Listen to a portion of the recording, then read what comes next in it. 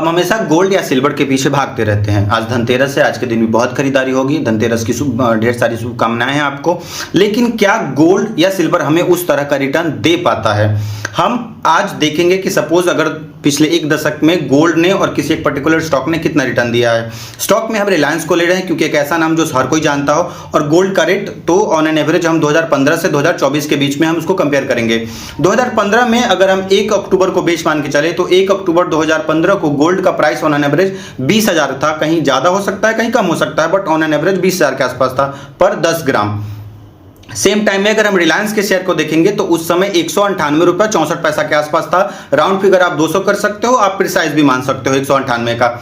तो अगर हमारे पास 40,000 रुपया हो और अगर हम 20,000 गोल्ड में उस समय डालते और 20,000 रिलायंस के स्टॉक में डालते तो आज की डेट में वो कितना हो सकता था? गोल्ड आज की डेट में 1,34,000-33,000 के आसपास है। यानी 20,000 का वो गोल्ड आज बढ़ के 1,33,000-34,000 के पास आ चुका है। लेकिन रिलायंस का अगर हम बात करेंगे और स्टॉक जो हमने 20,000 में लिया था, यानी सपोज हमारे पास 20,000 था, वैल्यूएशन उस समय 198 रुपये थी, यानी ऑन एन एवरेज 100 शेयर हमारे पास होते थे। अगर हम उस समय से अभी तक उसको कंटिन्यू रखे होते तो 2017 में कंपनी ने पहले उसको बोनस दिया 1:1, यानी हमारे पास 100 थे तो वो 200 शेयर हो गए होंगे।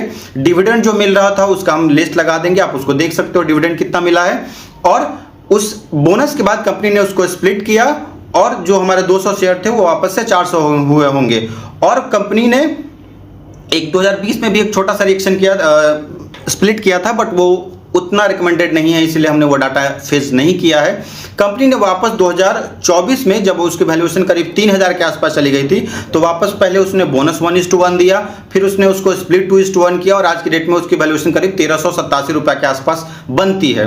कहने का मतलब यह है कि अगर हमने उस समय 20,000 रुपये लगाए होते और हमें 100 शेयर मिले होते तो आज वो मल्टीपल स्प्लिट और मल्टीपल बोनस के बाद जो 2014 और 2017 में मिला था होके 1,600 शेयर होते, और जब आज के डेट में उसको मल्टीप्लाई करोगे तो करीब वो 22 लाख के आसपास आता है। लेकिन इसमें एक चीज और है कि कंपनी ने इतने साल में डिविडेंड, अगर आप ओवरऑल डिविडेंड कैलकुलेट करोगे तो 74 रुपए का डिविडेंड कंपनी ने इतने साल में दिए हैं। गोल्ड सेफ है बट उसकी ग्रोथ आप देख सकते हो 6 गुना हुई है, बट वो एक दशक लिया है, बहुत स्लो है।